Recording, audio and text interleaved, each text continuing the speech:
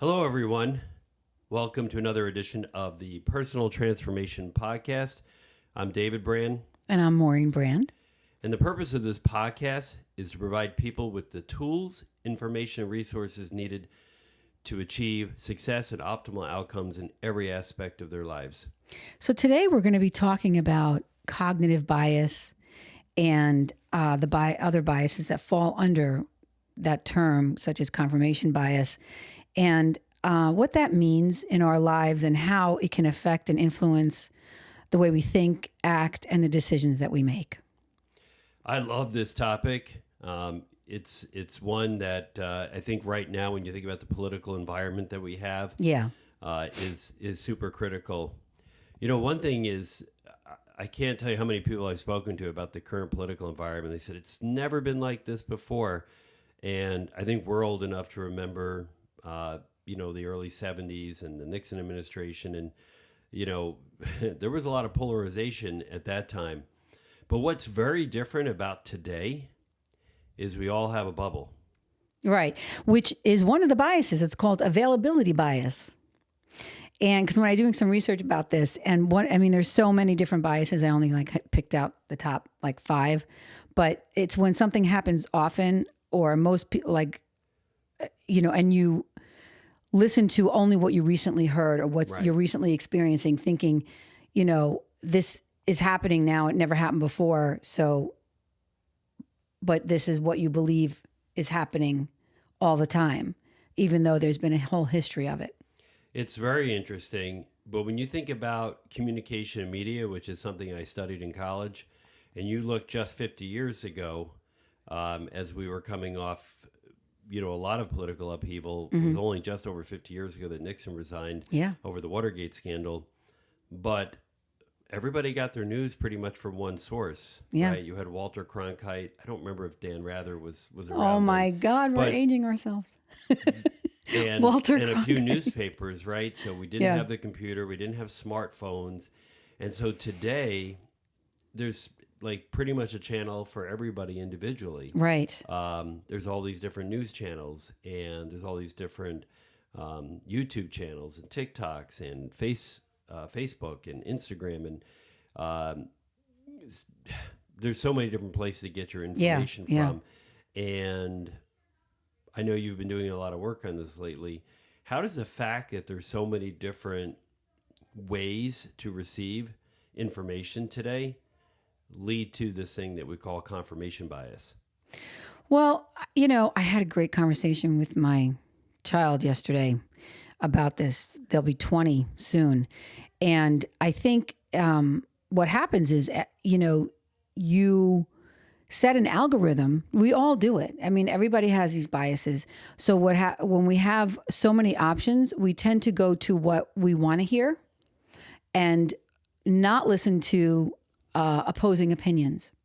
So, nobody really, if you don't believe in something and you have a passion about what your own ideology and what you do believe in, we tend to not want to listen to the other side because it gets us angry or it frustrates us, and we don't want to deal with those feelings.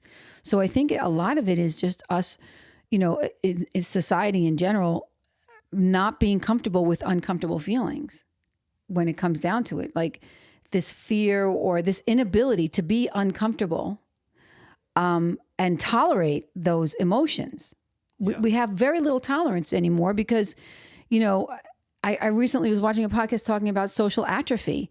Well, our emotions are becoming atrophied too because we have zero tolerance for what anybody else, an opposing opinion. We don't want to hear it. This is what we're going to believe. We're going to dig our heels in. But listening to someone's opposing opinions that you have this passion about, I will never believe that. But if you step back and you listen to understand and carefully pay attention to what they're talking about, a lot of times I think you'll realize that you may find an ability to have empathy.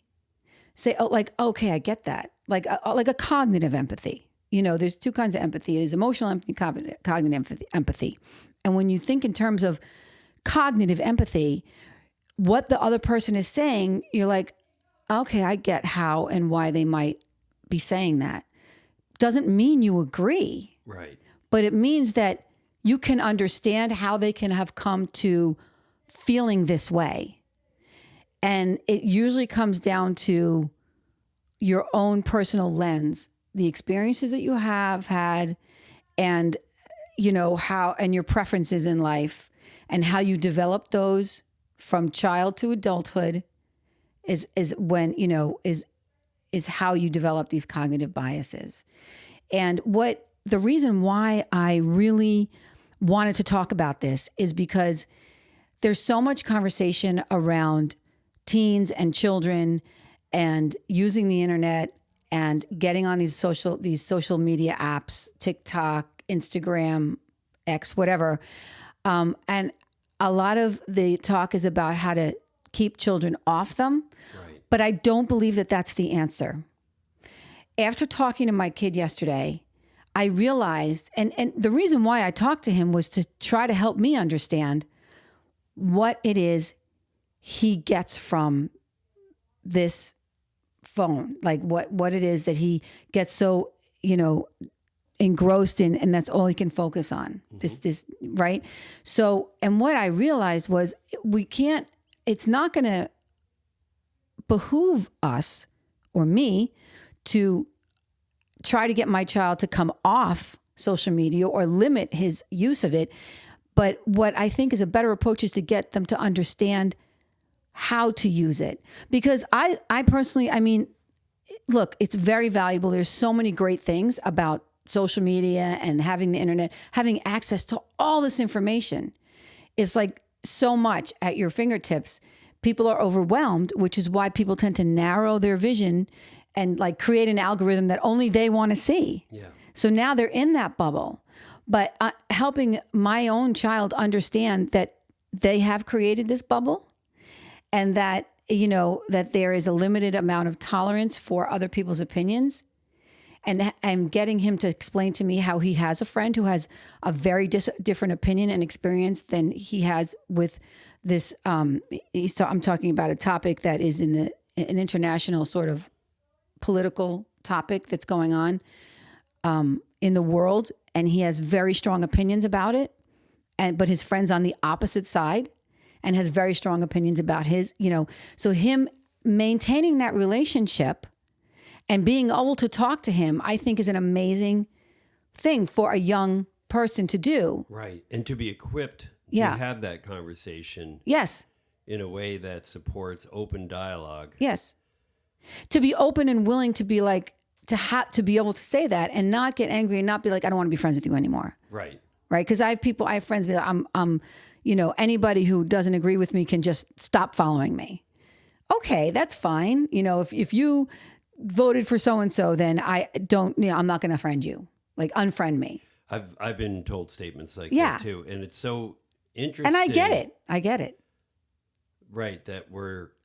Because people believe what they want to believe now. And they're like, not only are you not going to be able to change my mind, they say, but I don't even want to hear why you believe what you believe. Right. I don't care to know. Well, that's the tolerance piece.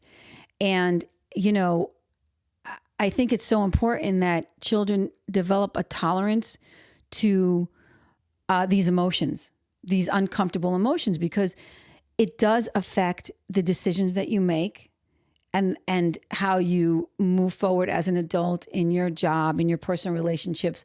I think you want to have what they call cognitive flexibility.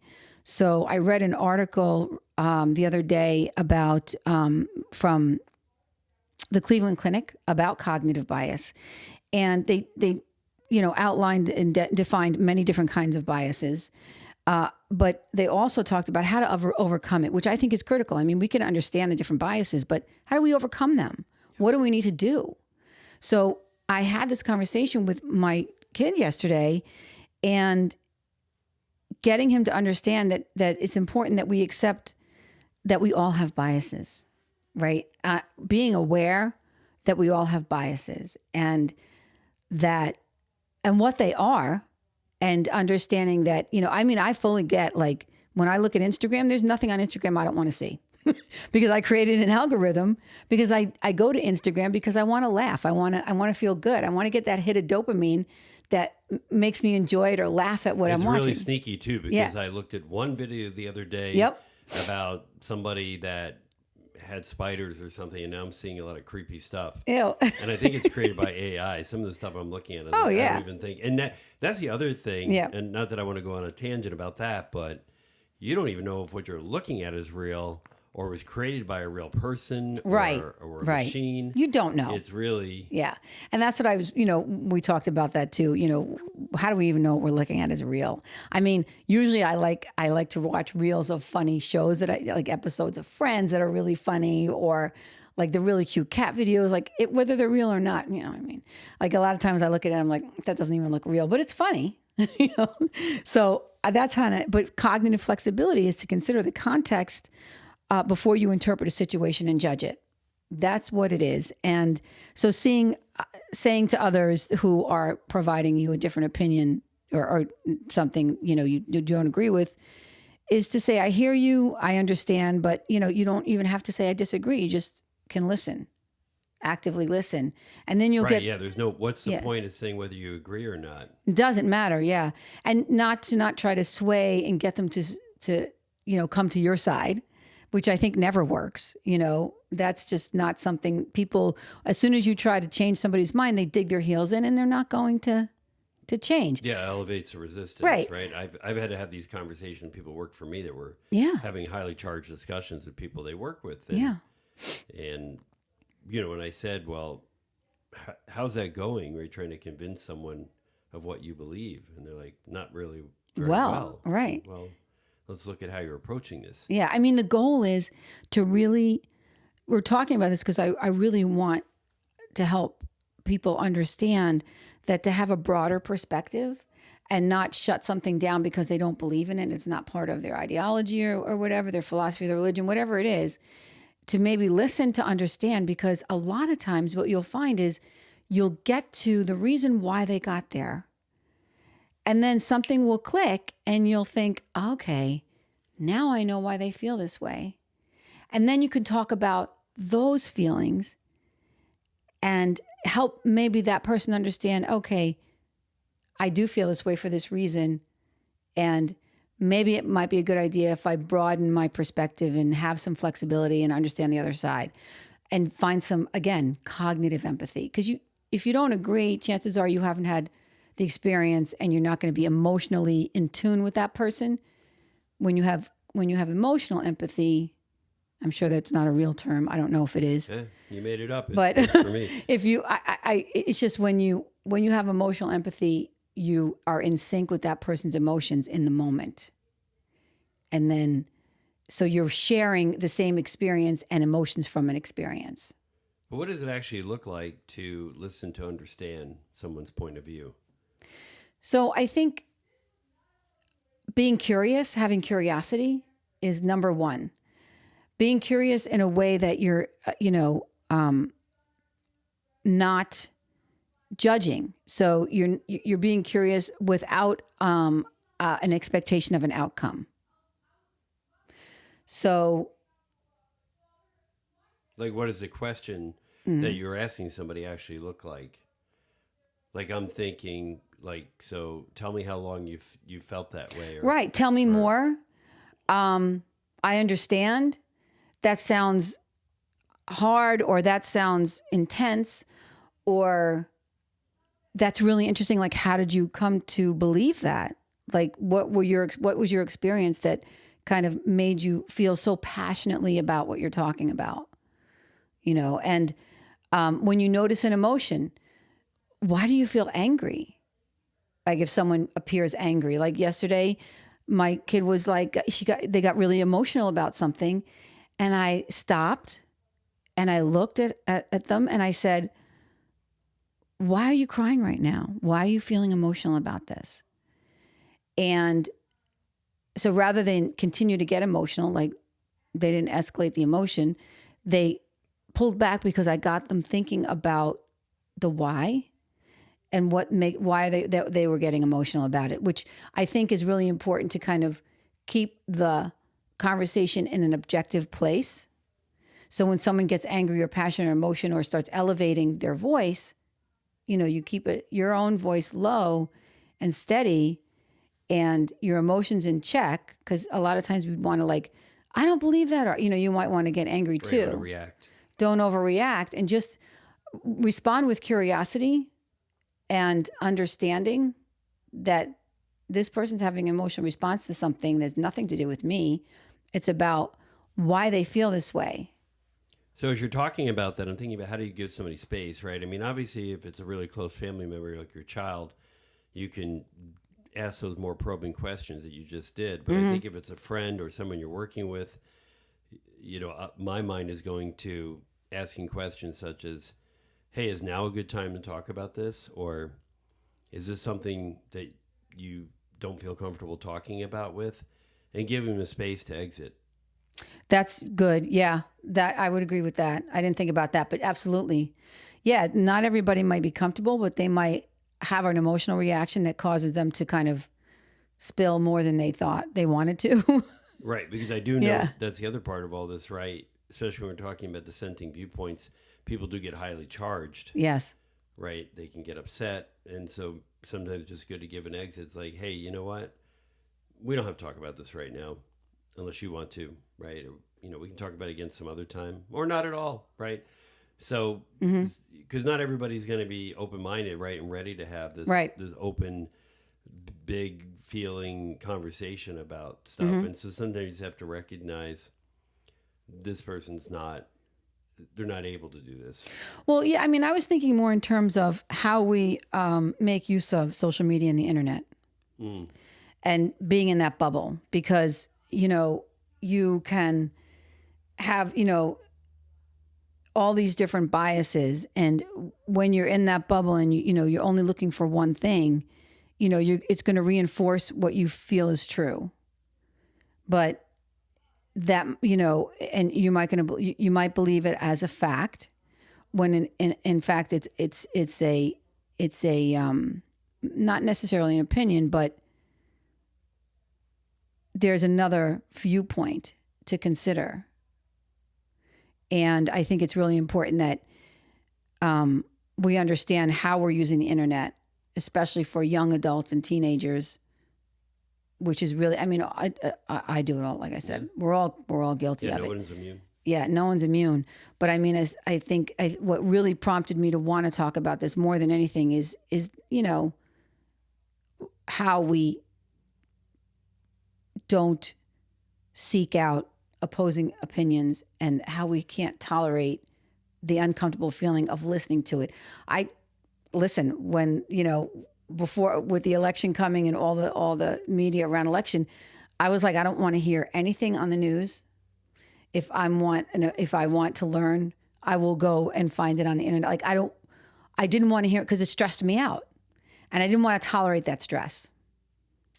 Because and there comes a point where, even myself, I have very little tolerance to deal with the stress of politics and what that means. And you can get these fatalistic ideas, we're never going to be able to do this, or, this will never happen, or they're going to do this and take away this. And, that's not necessarily true. Right. And so we have to be careful about how we feel. So it's important to talk about what does it mean to you when this, with the new,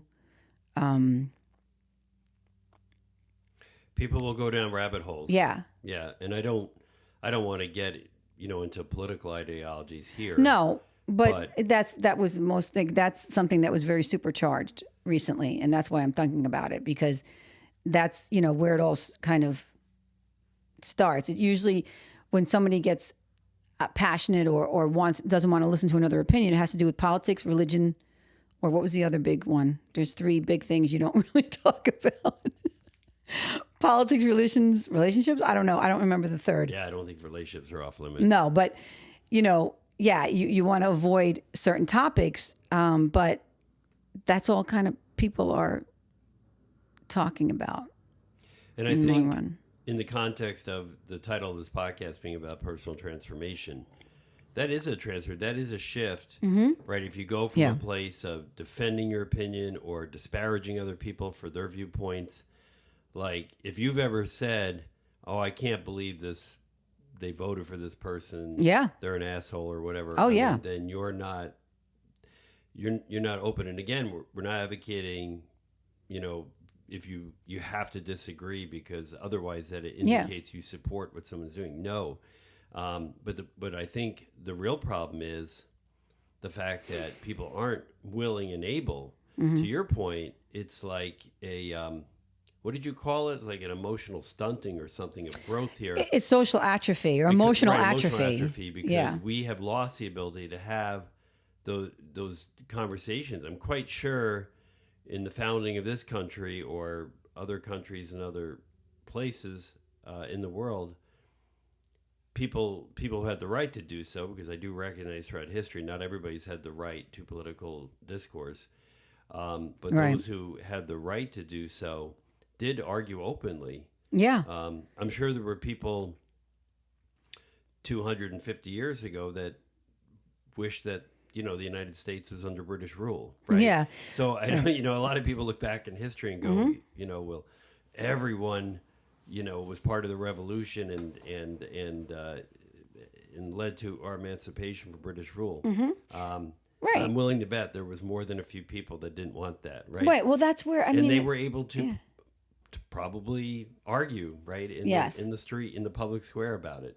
Yeah, and there, I hear a lot of, well, we've never been this divided. That's not necessarily true. Like, I mean, I can think maybe we haven't, I don't know what's they're basing that opinion on, but our country's been divided since the Civil War. I mean, well, I think even before then, right? I'm just thinking if you look back to some of the elections like 1820, 1840, right? So there's been this division, but the way now that the division is enhanced, right? And then on top because of of social media, it's really on top of that, magnified. We do know for a fact, and maybe not everyone's going to come here and agree with us, but I accept it as fact anyway, and this is part of listening and understand.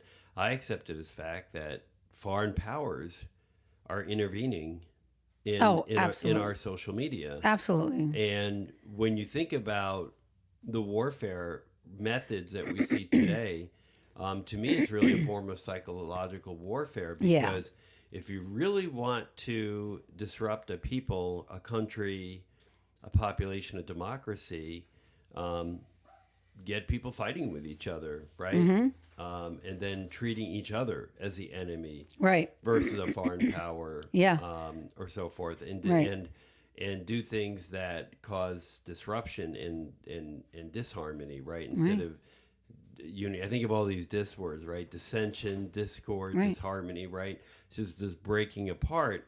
So I think it's really easy, either with or without AI now, you've got a situation where a foreign country can, somebody can sit in a basement somewhere in another country and manufacture a social media post that will proclaim something is true. And because people don't always question what they see, I say you should seek questions for the things you don't understand, but then you have to go beyond that and you have to question the answers that you're given. Yeah. So I think when people stop questioning the answers, like, well, I know that's a reliable source, I'm not even going to question it, then I think I would we question are at the our source. most susceptible, right, Yeah. to getting misinformed about things. And so I think there's that whole other piece. Not only are people not having open dialogue, but they're taking misinformation or untruths as fact, not really knowing where it's coming from, right? Or thinking they know where it's coming from, and they don't. Yeah, I mean, we all know about. It's so funny because when you think about information security, and this is a very big thing for us at work, and we accept as fact that there's phishing, right? That people will send us an email, right, and it has malicious intent. They want to hack in, they want to get your Outlook credentials or Microsoft, whatever it is, and take over your account or your laptop. It happened to my mother. It's happened to countless people I work with. And we accept as fact that phishing is a real thing, right? That people are trying to manipulate.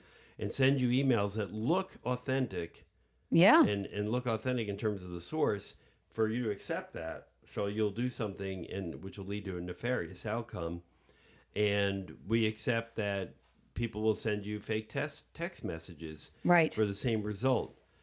Yeah. But people will also struggle with the idea that we might have a social media post that's not authentic or created by a foreign power for nefarious reasons. Oh, yeah. So all of this is tied together, and it's just interesting what people will accept and what they won't accept. Mm-hmm. But the fact of the matter is, the internet, right, has now enabled us to be manipulated and to be fooled and to be tricked out of our money, out of our beliefs, out of our network credentials, right? So they can take money out of our bank account or steal information from our company and social security numbers, all these things, right? So, we have to be aware.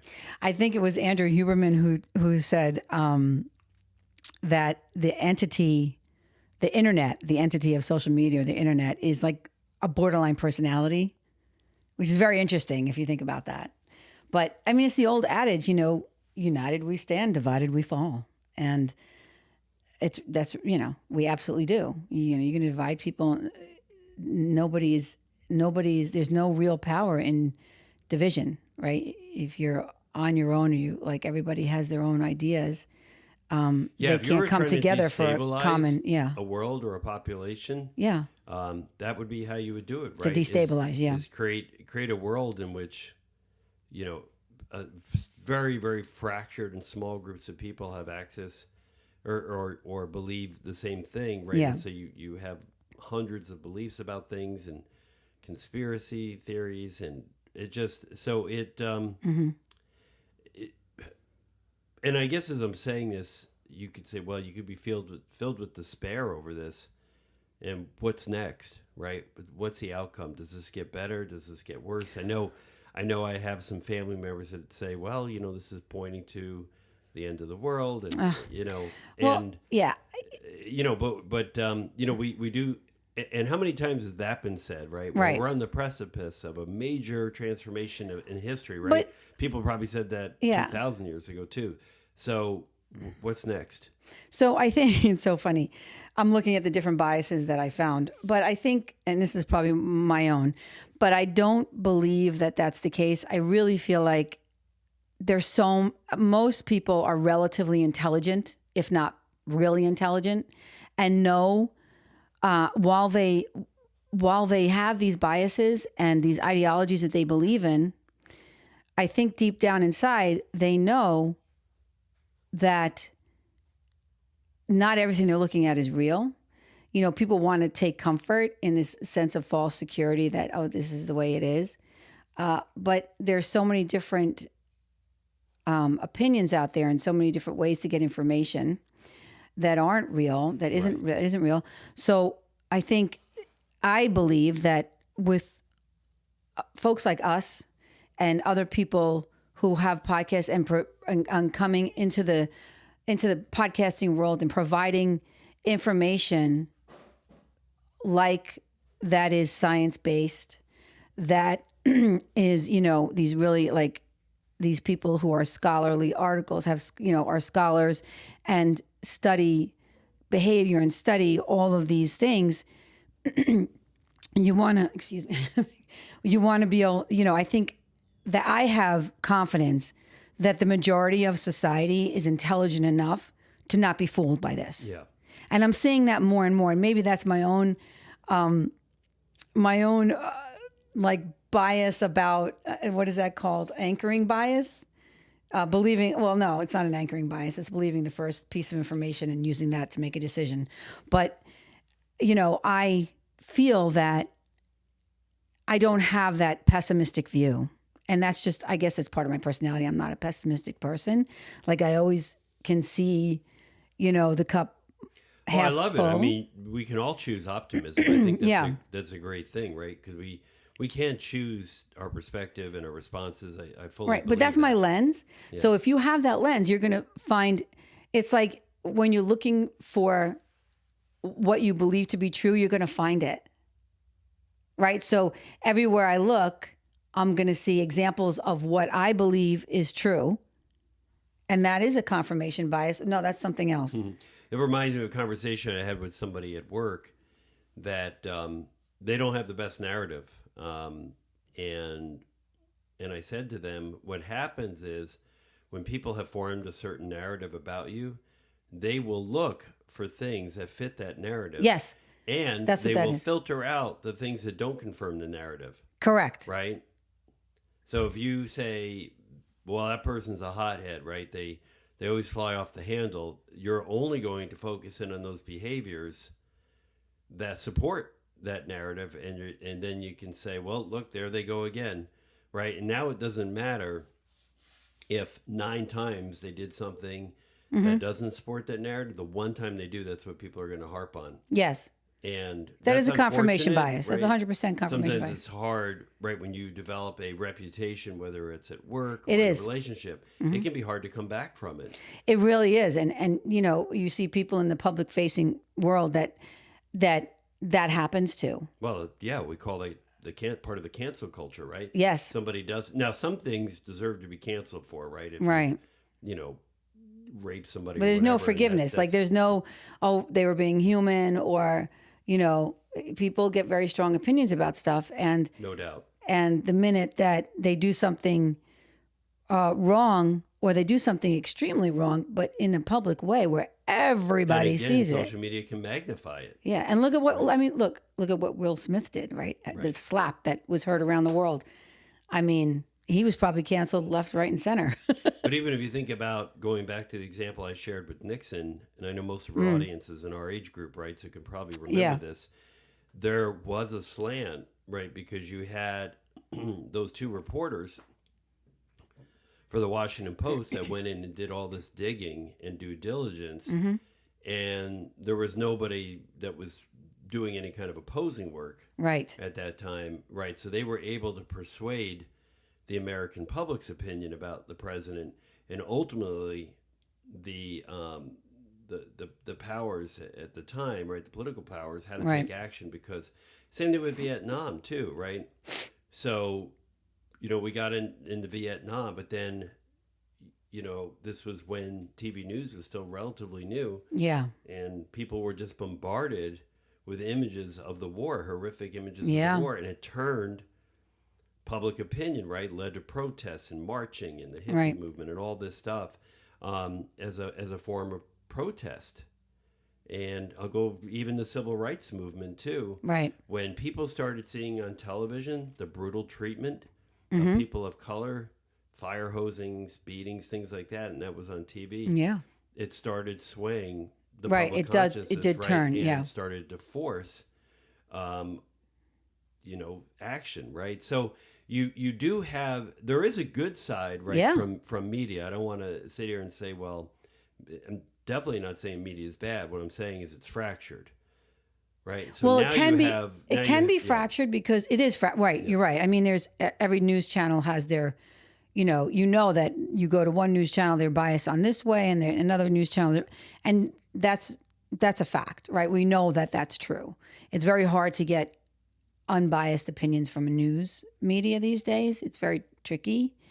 But that's why it's important that you look at all of it and be very particular about the pieces of information you pull from it. Because even a video of something can be turned to look at like something completely different. Well, even now they edit the video and change. They use AI to alter what somebody said. Yeah, you're really altering what people are saying. You're stringing together their words and make it sound like a sentence that they said at one time.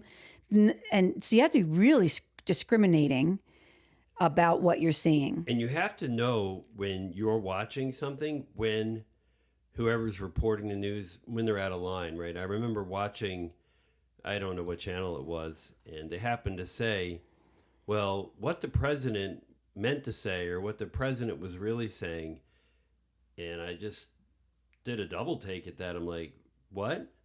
Yeah, now they're providing opinion. You're providing an opinion, and that's subjective, right? Or an interpretation of what somebody said. Right. Just show what was it that the president said, and just move on, right? Because unless you're there and you're explicitly saying this is my opinion, this is editorial, but they were delivering it like it was the news. Mm-hmm. And it felt like it wasn't questioned, right? There was no one on the new show who was questioning. Well, you get that a lot with these political advisors or whatever. When you look at a news channel, they're like, well, what he's actually saying, or what he's saying, or what the president's saying, or what what I feel like was the feeling at the moment. Right. So now you're looking at their personal. Right. You're potentially distorting. Yes. What was said, and now you're looking at it through your lens. But that's a very powerful tool when you're on a show. It's watched by millions of people. Now they're accepting your lens as fact. Right. And these are people who, are political advisors or political, news media. They're the ones that are covering the information. Yeah. It'd be one thing if they, and if this has been said, I'm not hearing it from people. This is purely my opinion, right? This is purely the way I saw the speech. Right. But they don't. It feels like they're stating a fact. And that, I think, is what helps contribute to the bias, because now the person reporting the news has a bias, person watching the news has a bias, and they continue to feed the bias by having those conversations in that way. Well, yeah, I mean, everybody, you and I could have an experience with something, and you'll walk away with a completely different perspective of that experience and what you heard than I will. Right. No two people will experience the same thing the same way. No two people.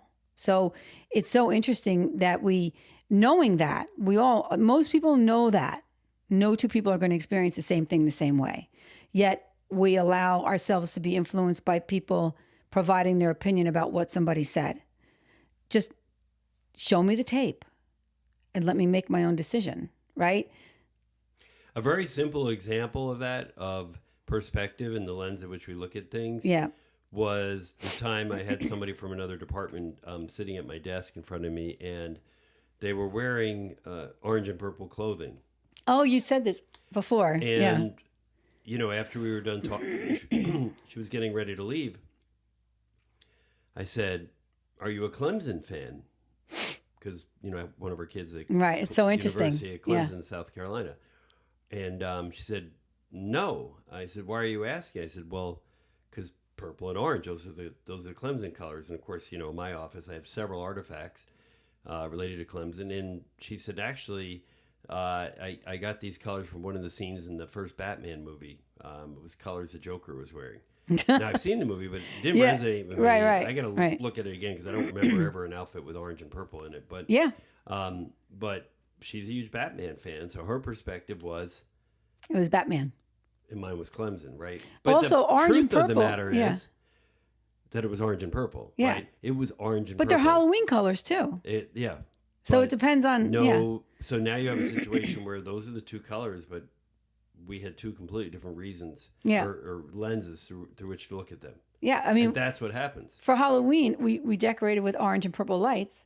Yeah. And if we didn't have all the creepy ghouls hanging around... I think we're big Clemson fans. It would have been, is this a Clemson house? Well, context is important, right? Yes. So we live in South Carolina, right? And Clemson's one of the major universities of South Carolina. So there's a lot of Clemson alumni here and kids that go to school. So most people driving by, if it was April and we had orange and purple lights up, would think it was Clemson. If it's October, probably more... So again, timing, context. Well, right? that's the definition of cognitive flexibility. It's a great example to give people how this stuff actually works. Yeah. So consider the context before you interpret the situation and judge it. Did you get through talking about all the different biases that you studied? Well, you have, I'll define them. So there's availability bias when something happens, or you think most people do this. So when something happens often, you think most people do this. So let's say you experienced something that, recently there was like a plane crash. Suddenly you feel like plane crashes happen often. But that's only because you just saw it. Yeah, we talk about this at work, right? Yeah. So we have collectors, right, that work on delinquent loans. And their perspective is nobody pays their loans on time. Because they only talk to customers who don't pay their loans. Right. So there you go. That's a perfect example. Yeah, we hear that. We have a lot of people that are not paying their loans right now. Do you, though? If you look at everybody, do you? Yeah. Right. So, and also, so there's like an anchoring bias. So you're relying heavily on the first piece of information that you've gotten. So when making a decision, you're influenced by the first initial price that was offered. So for example, let's say we wanted to do something like get a price for an estimate for like whatever, a pool or the slab, like the concrete slab. Yeah. So we got one opinion. It was $2,000. Now, and we assumed that was about the right price, but someone else could be out there offering to do it for $950. Yeah, I think that kind of happened when we bought our new heating unit. Yeah, it did. Yes. So, and then there's overconfidence bias when you overestimate your own knowledge or abilities. So I mean, I'm sure there's plenty of examples of that. People are overconfident. I know that gambling maybe is a good example of that, right? Making a bet. Yeah. Right. And thinking that you're going to, yeah, that's right. That's a good example. There's the halo effect, which you're forming a positive overall impression of someone based on one positive trait. And that can go the other way. Yeah. When you're basing your opinion on a negative trait. Right. What do you call that? The demon effect? I don't know. The demon effect. What's the opposite of halo? I think angels. Yeah, I didn't get. Yeah, I mean there was more, devil. But there was so many. Yeah, you have an angel on your shoulder, and the devil on the other. So the bandwagon effect is conforming to the majority of opinions, even though it can contradict your own. So that's where you get like the herd mentality. Right. Yeah.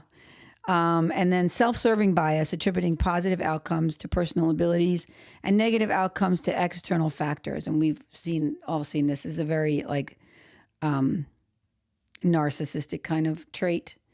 So you don't take any accountability. It's me. When things go wrong, it's you. It's you. You know, right. We talk about that a lot in leadership, that a good leader takes accountability for when things go wrong and praises team members when things go well. Yeah. Yeah. So it's just not taking account. That's a good leadership is what I'm saying. Right. Right. Versus saying, this is all your fault. I'm not taking any accountability. It is the leader's fault. Right. Something goes wrong. And when you have self-serving bias, you're always like, nothing's your fault. Right. It's always somebody else to blame. You're always looking to blame. I worked for leaders like that. So, but those are, those are all cognitive biases. So confirmation bias, which I didn't realize till we started doing this work, confirmation bias is just one of the cognitive biases. Yeah, there's cognitive bias, which is sort of a thought process that you're simplifying a lot of information, but you're doing it through your own personal lens, right? So your experience and preferences, and it does have an effect on the way you make decisions, and that's not necessarily a good one. I hope this has been beneficial for whoever's listening to this episode, and was just thinking about it a little bit differently, because what we're trying to do is just encourage open dialogue. Yeah. And get people to see, maybe look in the mirror a little bit here and say, do I have a bias around something? Do I have a confirmation bias that is preventing me from listening to what other people believe, to what my friends believe, what my children believe, and do I take the stance of, hey, I'm just listening to understand versus trying to persuade? Yeah, you don't want to kind of judge the book by its cover, right? You want to you don't want to take that first piece of information or that first initial impression and use that going forward to make a decision about someone or something or an idea. More curiosity. Yeah. Dig a little deeper, see what else other opinions, because just looking up cognitive bias, there's several different definitions. Right. Most of them basically say the same thing, but I didn't want to leave anything out. That's a fair point, right? If you're doing research on the internet, consider multiple sources of information, right? So that's a great example there. Even you're just doing this work to say, what what is a cognitive bias? What are just to get a definition. And you went to multiple sources? Yeah, I went to multiple sources. I mean, I looked at, I went to the NIH and I went to, looking at research papers. I do that with medical all the time, right? If I have a medicine I'm trying to understand or a condition, right, I'll look at Cleveland Clinic. I'll look at Mayo. Right. I'll look at National Institute of Health and just kind of balance out, okay, is this all kind of lining up? Yeah, I mean, you really want to try to find those scholarly published articles about things. You don't want to, certainly don't look at Wikipedia. I mean, that's not really reliable. AI provides you. You can have a bias around a medical condition, right? If every time your chest hurt, you said, I'm having a heart attack, right? Versus heartburn, right? And indigestion, right? Yeah. So that can go the other way. It's probably why a lot of people end up in emergency rooms. Yeah. I mean, I think really the take home is to really have some more flexibility and tolerance about... And openness. Tolerating those uncomfortable feelings that you get when you listen to somebody or something that doesn't agree with, that you don't agree with. Yeah. I think sort of having that flexibility and it's just like a muscle, right? You want to strengthen it and increase that flexibility, like instead of keeping such a tight hold on with a narrow vision, you want to sort of expand your vision and have flexibility in the way you think and see the world. Well, that being said, I hope you enjoyed this podcast. And if you didn't, let us know. And if you don't agree with what we said, let us know. Yes. We value dissenting opinions. All opinions are welcome. Don't insult us. We've had people do that. Well, I don't think we can help that. I don't think insults are ever. Yeah. If you feel that we're clowns, that you can probably keep that to yourself. Well, no one's going to take that seriously anyway. So. Whatever, if that's what makes you feel good. But certainly feel free to say what you don't agree with and why. Yeah. Right? Support it. Yeah, absolutely. Support it, and we'll be happy to check it out, right? And verify it ourselves. All right. Thank you, everyone. Thank you. Have a great week. Yep. Bye. Bye.